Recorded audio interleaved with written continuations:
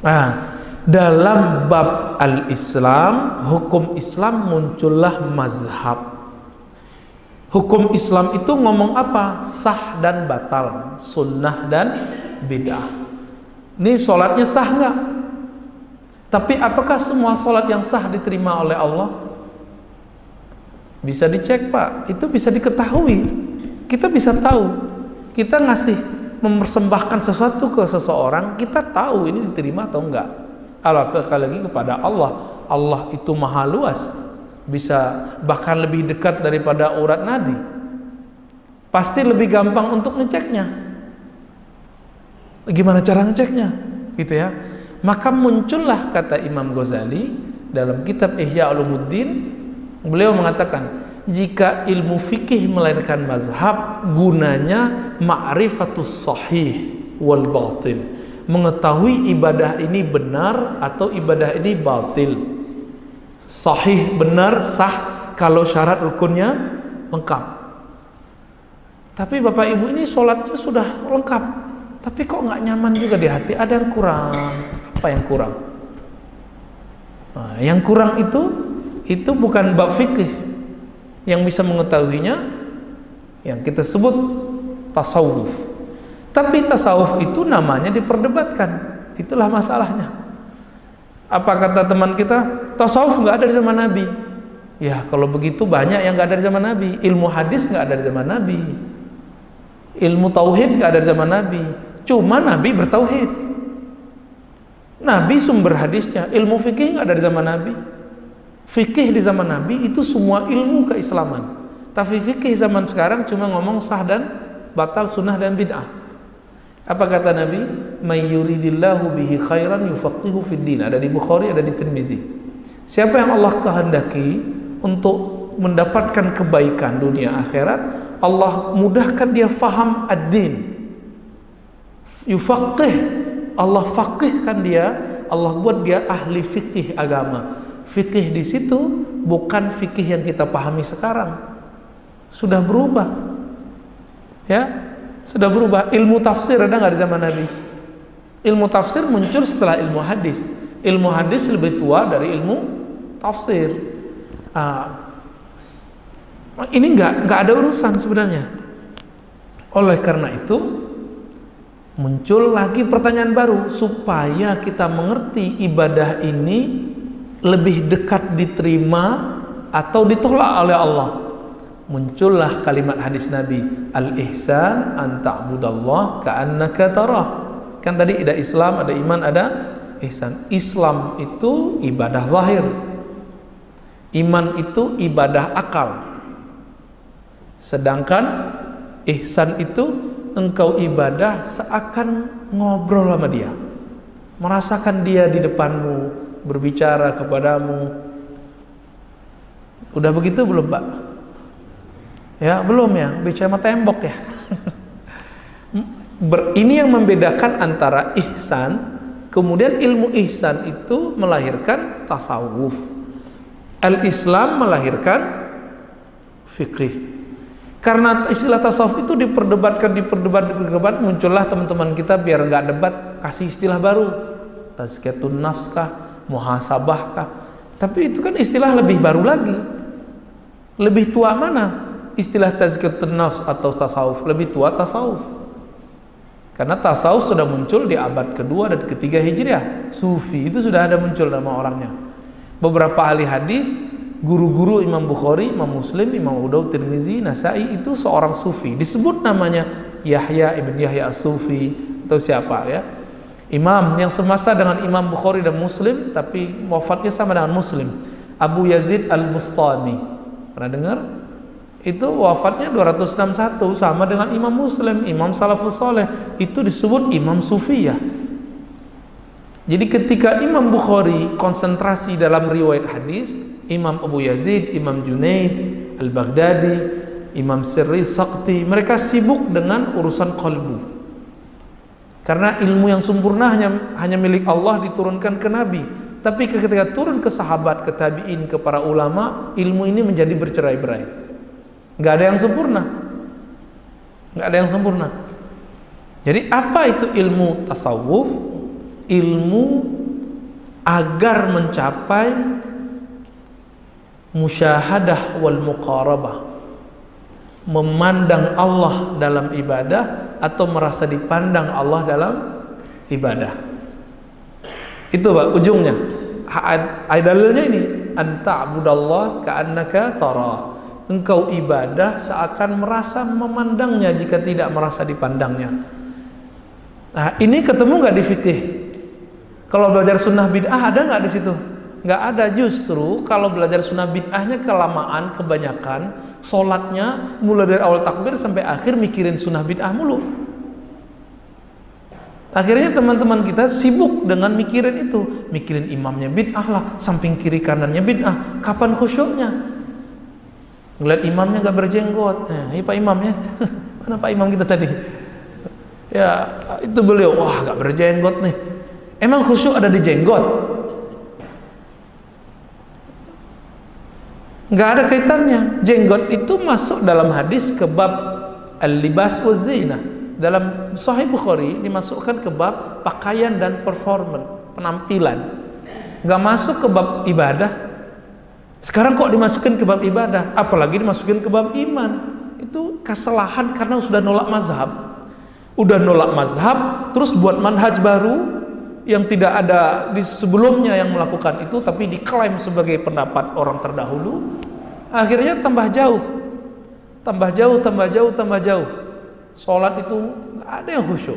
Mandang orang itu semuanya, wah ini sunnah bid'ah. Salah benar. Sama Pak.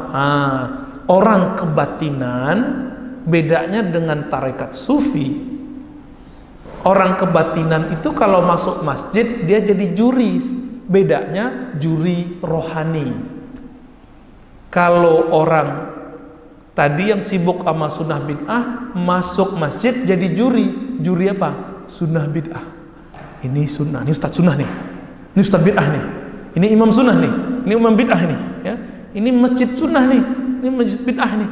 Sibuk di situ aja. Kalau orang kebatinan gimana? Wah, ini nggak nyampe. Ini ustadznya nggak sampai ke Allah nih. Ya. Marifatnya nggak tajam. Kalau kata orang apa? Marifatnya nggak putus. Marifat kok putus?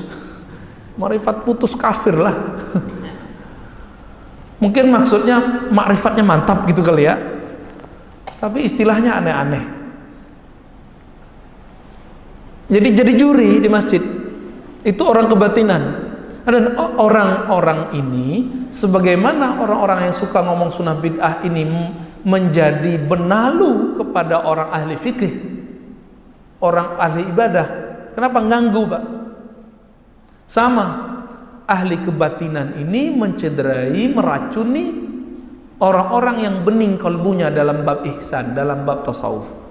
Akhirnya Bapak itu kalau melihat orang belajar hadis, belajar fikih, salah faham, dikira kalau belajar sunnah itu nanti nyalain orang. Padahal yang kita bayangkan itu bukan itu yang fikih.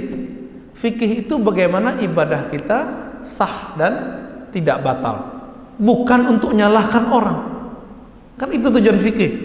Tapi sekarang ilmu ini digunakan untuk nyerang orang.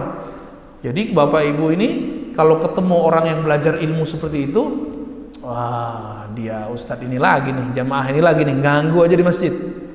Salah paham juga kita ke ilmu ini. Seperti orang yang berilmu ini salah paham tentang tasawuf. Dikira tasawuf itu kebatinan. Tasawuf itu yang saya tahu di kampus-kampus Islam, mulai dari Tonja, Tunis, Aljazair, Libya, Mesir, pindah ke Jazirah Arab, mana? Palestina, Syam, ya. Syam itu masuk 4 negara, Palestina, Yordan, Suriah, Turki masuk ke atas, Irak, Saudi. Tapi Saudi belajar tasawufnya beda, cari kesalahan. Kitab-kitabnya banyak, isinya cari kesalahan aja. Maka bukunya diterjemahkan raport merah tasawuf, jadi beda. Yaman itu mereka sampai ke Indonesia, semua kampus Islam belajar tasawuf. Cuma bedanya ada yang nyari kesalahan, ada yang emang ingin cari kebenaran, nyari-nyari kesalahan gitu ya, jadi juri. Dan pengalaman kita, orang-orang yang jadi juri ini, yang suka-suka nyari kesalahan ini, biasanya punya persepsi awal yang udah salah, lalu dia babat habis. Ada kesalahan kecil dianggap besar, kesalahan satu oknum dianggap besar. Sama ini dua kelompok ini, baik orang yang tidak senang sama ustadz-ustadz yang ngomong sunnah bid'ah, ataupun ustadz sunnah bid'ah yang ngomong tentang tasawuf. Contoh, ada seorang ustadz ya di Jakarta sana ngomong tasawuf itu hanya zindik. Wah, main pukul habis saja Pak. Tasawuf itu tidak ada kecuali kezindikan. Untuk apa dia ngomong begitu? Dia nggak melihat dirinya zindik nggak? Apa arti zindik Pak? Zindik itu bahasa Persia lama masuk ke Arab, artinya khuruj minat ta'ah, lari dari ketaatan. Orang yang fasik itu tazandaka. Dari mana kalimat ini? Biar kita gabung Pak. Jadi ilmu Nabi itu kan datang satu paket. Saya sering membacakan hadis ini, pasti masih ingat sebagian ya. Sallu kama ra'aitumuni sholli. Ini hadis gak ada di Muslim tapi adanya Bukhari. Sallu, solatlah kamu seperti kamu memandangku solat. Betapa baiknya Nabi nyuruh kita solat hanya sebatas pandangan kita. Maka hadis ini membuka celah untuk munculnya mazhab, tarekat. Kenapa? Berdasarkan yang kamu lihat. Udah lihat Nabi belum? Maka kita butuh penghubung antara kita dan Nabi. Kita sebut sanad, silsilah. Bahasa kitanya guru. Tapi ama beberapa orang gak boleh ikut guru. Loh kalau gak boleh ikut guru gimana kenal Nabi? Gak boleh ikut guru selain dirinya. Kalau dirinya boleh. Kan aneh itu ya, ambigu. Kalau guru orang lain gak boleh. Kalau mazhab orang lain gak boleh. Mazhab dia boleh, dia ganti nama. Bukan mazhab namanya bagi dia. Nah inilah problemnya mereka ya. Apa kata Nabi? Solatlah kamu seperti kamu melihat aku solat.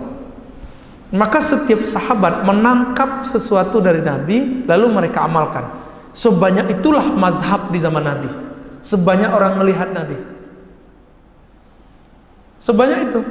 Namun yang bertahan, kemudian menjadilah mazhab fiqih, tarekat sufi.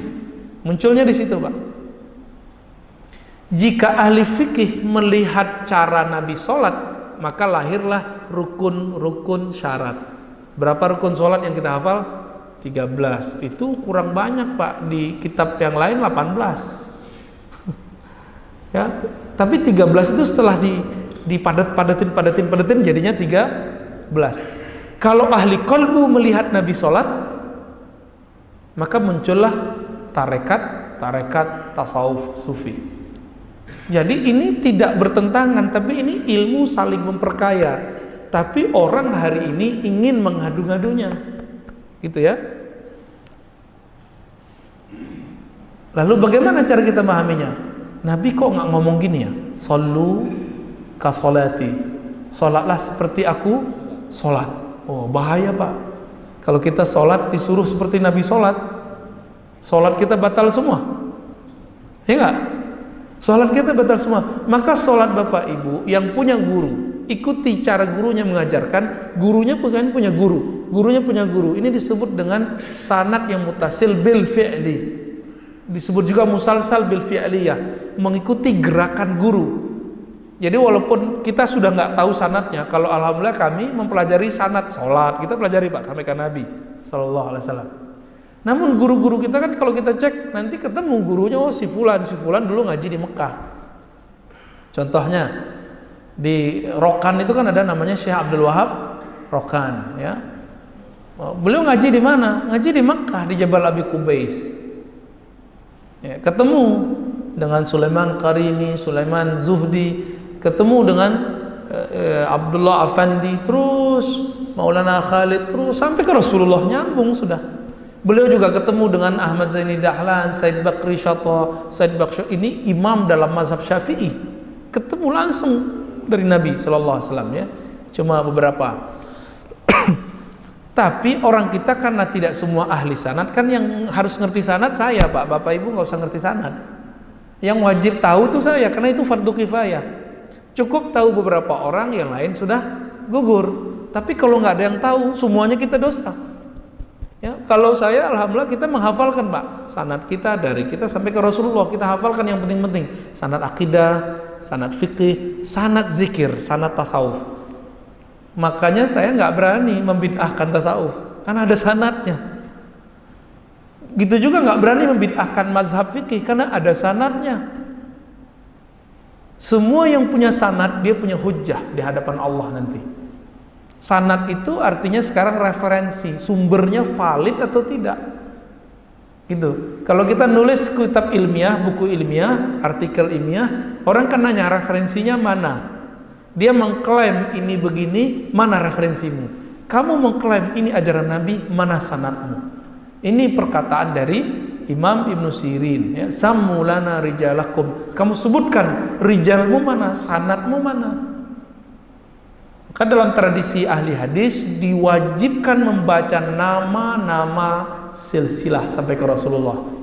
Begitu juga ini persamaan Pak, ahli hadis sama ahli tarekat sufi. Yang saya temukan, mereka menjaga sanad sampai hari ini, dan seseorang ahli hadis tidak boleh disebut ahli hadis sampai dia punya sanad, sampai dapat ijazah dari gurunya.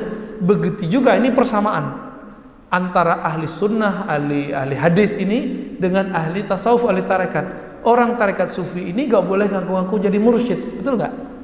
Sampai dia dapat ijazah dari gurunya. Jadi beda antara ustadz-ustadz kayak kita ini.